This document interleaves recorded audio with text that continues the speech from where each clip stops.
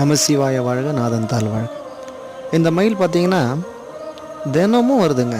கொல்லிமலையில் மாணிக்க சித்தருடைய ஜீவ சமாதிக்கு தினமும் வந்து காலையில் ஒரு வேளை, ஈவினிங் ஒரு வேளைன்னு சொல்லிட்டு தினமுமே வந்து இங்கே எதையாவது சாப்பிட்டு இங்கே கிட்டத்தட்ட ஒரு மணி நேரம் அப்படியே கோவிலை சுற்றி அப்படியே ஒரு ரவுண்ட் அடிச்சுட்டு அதுக்கப்புறம் தான் போகுது.